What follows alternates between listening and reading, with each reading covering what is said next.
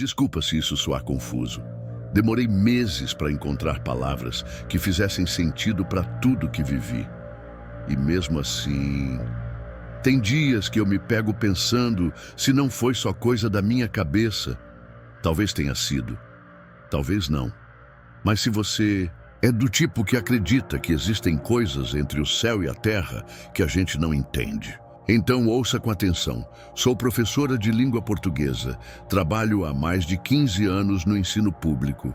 Já dei aula em escolas de periferia, já tive que separar briga, acudir aluno passando mal, lidar com pais agressivos, diretores omissos. Nada disso me abalou, mas o que vivi no ano passado foi diferente. Me afetou de um jeito silencioso, como um veneno lento. Tudo começou com uma turma do 8º ano. Era meu primeiro semestre naquela escola. A sala estava agitada, mas nada que me assustasse. Eu ainda estava conhecendo os rostos, tentando gravar os nomes. E foi numa dessas primeiras chamadas que encontrei o nome Daniel Henrique Rocha Puntli em voz alta. Daniel Henrique Rocha, e uma voz baixa respondeu lá do fundo: presente. Levantei os olhos e vi ele ali na última carteira, perto da janela. Um menino magro, pálido, cabelo liso e escuro caindo na testa. Usava o uniforme antigo da escola, com o brasão meio apagado. Me pareceu um aluno tranquilo, introspectivo. Ao longo das semanas, ele manteve o mesmo padrão. Sentava sempre no mesmo lugar, não interagia com ninguém. Ficava olhando fixamente para a rua, como se esperasse algo. Uma vez tentei puxar conversa. Daniel, você quer ajuda com a atividade? Tá com alguma dúvida? Ele apenas balançou a cabeça, sem tirar os olhos da janela. Achei que fosse só timidez, nada além disso. Até que um dia, numa reunião pedagógica, mencionei o nome dele. Estávamos falando sobre alunos que não entregavam atividades e eu disse: tem um aluno na minha turma, o Daniel Henrique Rocha, nunca participa. Acho que valia a pena conversar com a família. A coordenadora me olhou de forma estranha. Professora, qual turma mesmo? Eito, respondi. Você tem certeza desse nome? Confirmei. Abri meu caderno de chamadas, mostrei a ela, o nome estava lá, marcado com presença em todas as aulas. Ela então me puxou de lado, levou até o computador na secretaria e abriu o sistema. Vasculhou a lista de alunos. 1, 2, 3 vezes, nada. O nome não existia. Ficamos em silêncio por alguns segundos. Eu tentei justificar. Deve ter sido algum erro de cadastro, talvez era aluno de outra turma e colocaram o nome na minha lista sem querer. Ela negou com a cabeça. O sistema é automatizado. Se o nome está na sua lista física, ele deveria estar aqui também. Aquilo me incomodou o dia inteiro. Voltei para casa obcecada, abri todos os registros que tinha e lá estava. Presença de Daniel em todas as aulas. A mesma caligrafia, a mesma entonação que eu lembrava ouvindo. Eu via ele todos os dias. Decidi testar algo na aula seguinte. Fiz a chamada de forma diferente. Pulei o nome dele, só para ver o que acontecia. Quando terminei a lista, ouvi a voz ao fundo. Professora, esqueceu de mim. Meu coração gelou. Olhei para trás. Ele estava lá. Mesmo uniforme apagado. Mesmo olhar vazio. Mas havia algo diferente. Pela primeira vez, ele me encarava diretamente. Engoli em seco. Me desculpe, Daniel. Presente. Ele assentiu e voltou a olhar para a janela. Nesse mesmo dia, pedi aos alunos que se juntassem em duplas para a atividade. Todos formaram pares, menos ele. A cadeira ao lado dele ficou vazia, como sempre.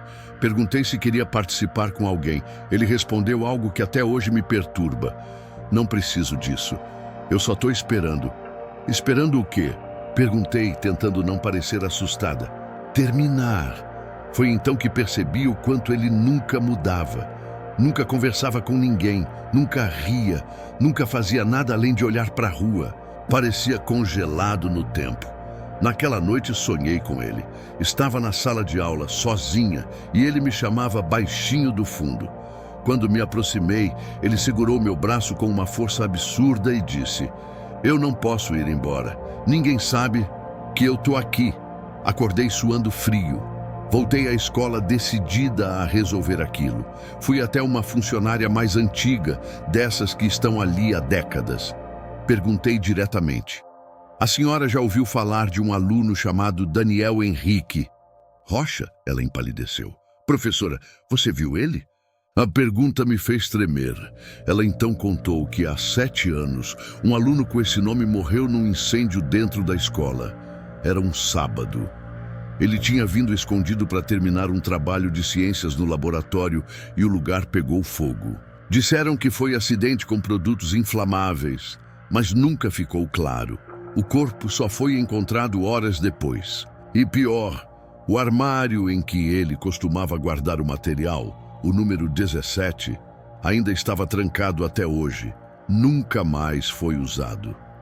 Ela ainda disse que a mãe do menino vinha na escola por anos, dizendo que o filho ainda estava indo para aula. Até que um dia ela parou de aparecer. Fiquei dias em choque. Tentei ignorar.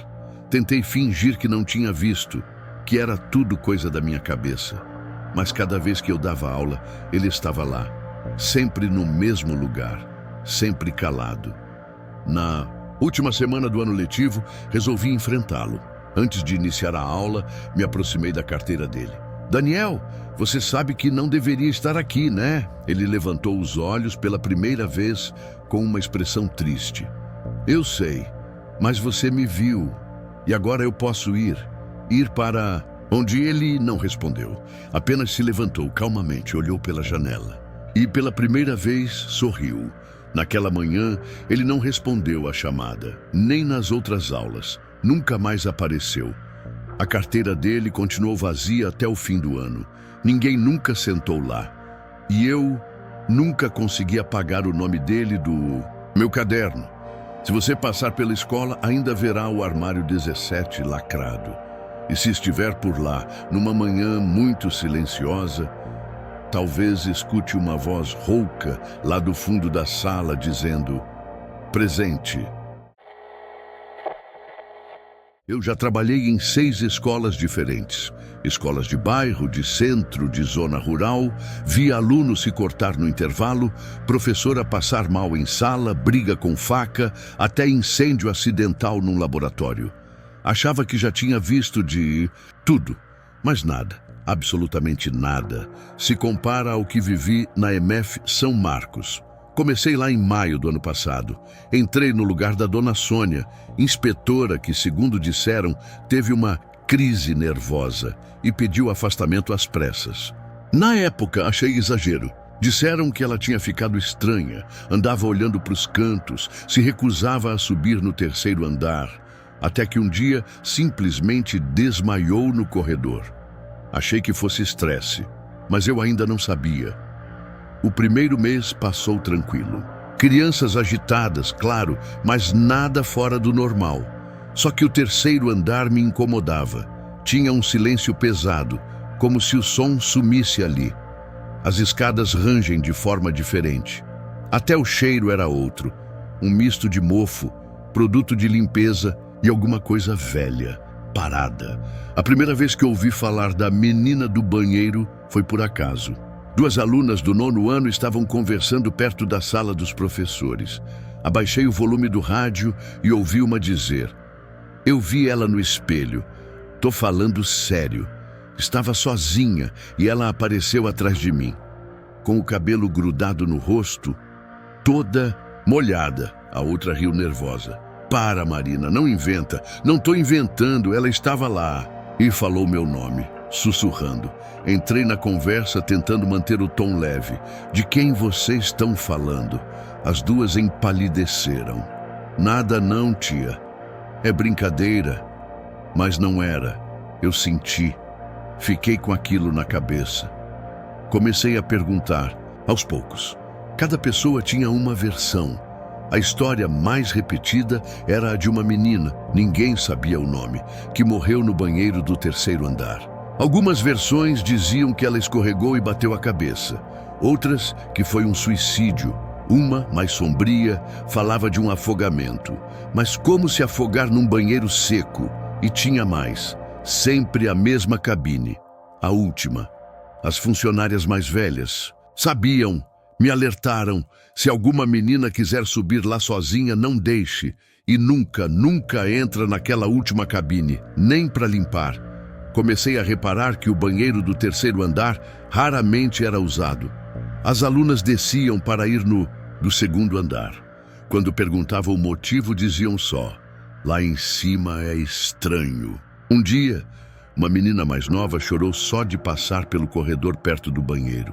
Disse que ouviu alguém cantando dentro dele, mesmo vazio. Comecei a evitar também. Mas um dia, uma aluna chamada Lívia, aluna nova, transferida de outra escola, me pediu para ir ao banheiro. Era o terceiro horário da manhã, eu estava na ronda e, sem pensar muito, deixei. Ela era educada, madura para a idade. Fui até simpática. Pode ir sim, só não demora. Ela subiu e não voltou. Passaram-se 10 minutos, depois 15. Subi atrás dela, preocupada. Quando cheguei no terceiro andar, o silêncio era absoluto, o tipo de silêncio que grita nos ouvidos. Fui até o banheiro. A porta estava aberta. A luz, oscilando, chamei: Lívia, tá aí? Nada. Entrei. 2 cabines estavam abertas e vazias. A terceira, fechada. Mas o estranho era a água escorrendo por baixo da porta. Um filete escuro, gelado, saindo de dentro como se alguém tivesse deixado a torneira ligada. Bati na porta. Lívia, nenhuma resposta. O coração disparou. Tentei girar a maçaneta. Estava destrancada. Empurrei devagar. Ela estava lá, sentada no chão frio, com os joelhos encolhidos e os olhos fixos no nada. Toda molhada, a camiseta colada no corpo, o cabelo pingando, mesmo com o chão seco ao redor. Não havia água vindo de lugar nenhum. Só ela, pálida, tremendo. Tentei tocá-la e ela se encolheu como se eu fosse bater. Começou a murmurar, repetindo a mesma coisa. Ela me viu, ela me viu, ela me viu. Chamei ajuda. A diretora veio correndo. Levamos a menina para a enfermaria e depois para o hospital. Ela passou 3 dias sem dizer uma palavra. Quando voltou, não quis mais estudar naquela escola. A mãe pediu transferência imediata e eu nunca mais fui a mesma. Nos dias seguintes, coisas pequenas começaram a acontecer. O rádio da sala desligava sozinho às 10h10 em ponto. Toda manhã, às 7h13, o sensor do banheiro do terceiro andar registrava movimento, mesmo trancado. As torneiras, mesmo lacradas, começaram a pingar. Uma professora jurou que ouviu alguém batendo do lado de dentro da cabine trancada enquanto passava pelo corredor. Quando abrimos, não havia ninguém, só um espelho quebrado no chão. Ele tinha caído, mas não havia sinal de impacto. Estava rachado como se tivesse sido esticado por dentro. E o mais estranho de tudo, um dia encontrei um caderno antigo dentro do depósito. Nele uma folha colada com fita adesiva, um desenho infantil, uma menina de uniforme dentro de um banheiro com os olhos vazios. E embaixo, escrito em letras tortas, ela caiu na pia. A água levou. A direção decidiu lacrar o banheiro. Mas às vezes, quando fico no turno da noite, subo só até o segundo andar. Mesmo ali dá para ouvir um gotejar ritmado, uma voz infantil, um sussurro arrastado vindo lá de cima. Tem dias que eu penso em pedir transferência, mas algo me prende. Aqui, como se a escola não deixasse sair tão fácil quem conhece seus segredos. Trabalho em escola pública há mais de 2 décadas e posso dizer com segurança, você aprende a reconhecer certos padrões. O jeito que aluno encrenqueiro anda quando um pai está escondendo algo ou quando um professor está prestes a pedir afastamento. Você sente no ar, mas tem uma coisa para a qual ninguém nos prepara: o inexplicável. Foi no 2º semestre do ano passado, logo após o recesso de julho. Estávamos com uma ausência grave no corpo docente. 3 professores, afastados por motivos diferentes, incluindo a de História da Manhã.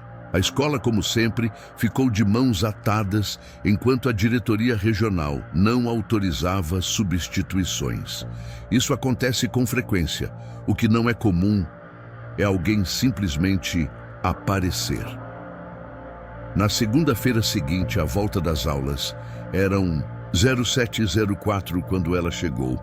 Eu estava no portão principal, liberando os alunos do período da manhã, quando a vi atravessar o pátio. Tinha postura ereta, passos suaves e um jeito calmo demais para uma escola que recém havia voltado de férias. Vestia uma saia longa cinza escuro, camisa de gola alta bege e trazia uma pasta de couro desgastada nas mãos. Seu rosto era pálido, mas bonito, com feições firmes, e os olhos eram de quem já viu muita coisa e guardava cada uma delas em silêncio. "Bom dia", disse com um sorriso educado, antigo. "Sou a professora Eliane. Vim substituir a vaga de História." Não havia raiva nem arrogância, mas algo nela incomodava. A roupa, o modo de falar, até o cheiro, um perfume muito leve, doce e empoeirado como flor prensada em livro antigo. Respondi que não tínhamos nenhuma substituição autorizada ainda. Ela insistiu com gentileza. "A orientação veio da diretoria. Entreguei meus documentos na semana passada. Fui orientada a me apresentar diretamente à escola." O nome não constava em nenhuma das nossas listas, mas naquele dia, a turma do 5º B estava sem ninguém para assumir a aula, e com o caos que é o início de semestre, pensei que poderia ser alguma falha de comunicação. Afinal, isso acontecia direto. "Tudo bem", falei. "Pode assumir a aula hoje, mas depois precisamos validar tudo, certo?" Ela assentiu com um sorriso sereno. Não achei estranho ela não carregar celular. Só percebi isso dias depois. A primeira aula foi silenciosa. Os alunos saíram da sala no fim do horário com uma calma que eu nunca tinha visto. Alguns pareciam até desconfortáveis. Um aluno comentou: "Ela fala como se tivesse vivido tudo o que ensina. É bizarro. Parece que ela lembra dos cheiros, dos sons." Outro murmurou: "Juro que ela olhou para mim e disse minha pergunta antes de eu perguntar, como se tivesse lido minha cabeça." No segundo dia, ela chegou no mesmo horário. Exatamente, às 0704, com a mesma roupa, o mesmo coque apertado, os mesmos sapatos sem salto. Fui até ela tentando conversar. "Professora, preciso mesmo confirmar seus dados. A senhora tem cópia do ofício de designação?" Ela apenas respondeu: "Está com a secretaria." Sempre esteve, sorrindo, educadamente, mas havia algo deslocado. E foi quando percebi, ela não assinava o livro de ponto. Nenhum dia, nem pegava caneta. Quando tentamos entregar o diário de classe, recusou. "Não uso. Tenho tudo na cabeça." Mesmo assim, os alunos começaram a gostar da aula. Ela dava detalhes impressionantes. Em uma lição sobre a Revolução Russa, um aluno comentou que ela descreveu o cheiro do trem onde Lenin retornou ao país. Um dos meninos riu, achando que era teatro. Ela parou de escrever e olhou diretamente para ele. "Você se acostuma com o cheiro da ferrugem, mas nunca com o som das botas nos trilhos." O menino não falou mais nada naquela aula. Comecei a investigar. Procurei nos sistemas internos. Nenhuma Eliane designada para a nossa escola. Nenhuma contratação nova. Liguei na diretoria de ensino. Nada. Quando pedi que mandassem o histórico de professores substitutos, o nome dela não existia. No terceiro dia, pedi discretamente para nossa auxiliar verificar a bolsa dela. Disfarçadamente, claro. Quando Eliane foi ao banheiro, deixamos a pasta aberta.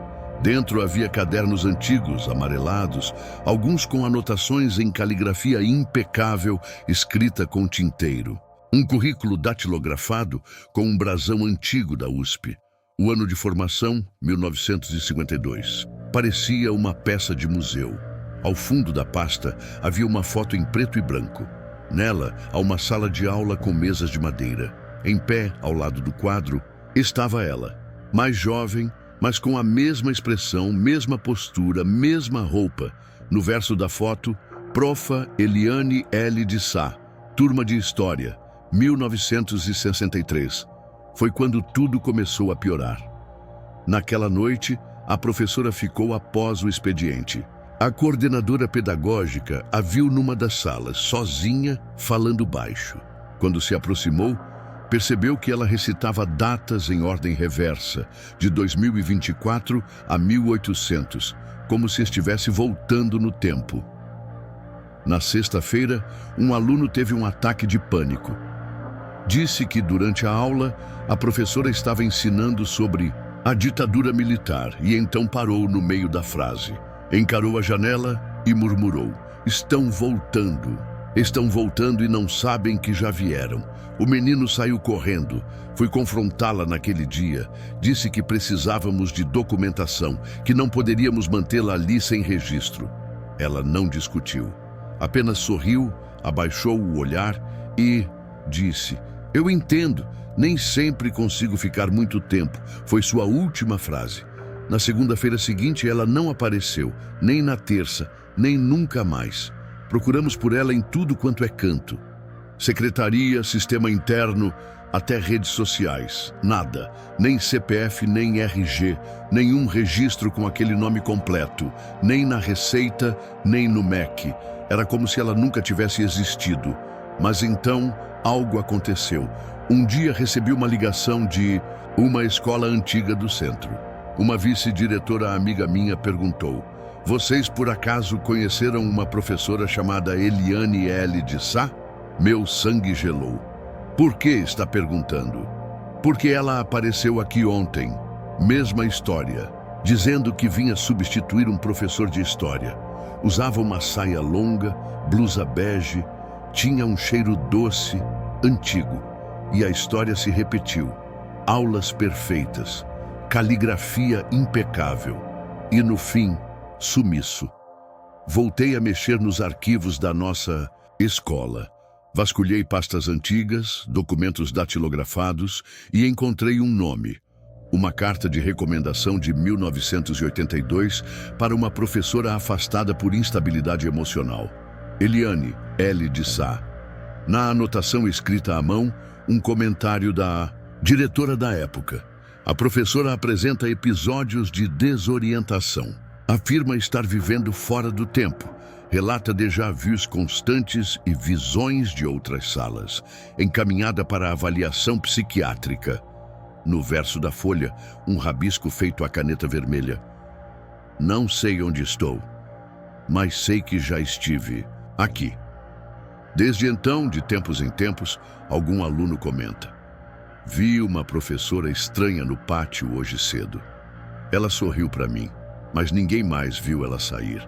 E às vezes, ao limpar o quadro da sala 203, o zelador jura que o pano volta, úmido, como se alguém tivesse escrito algo ali, com lágrimas.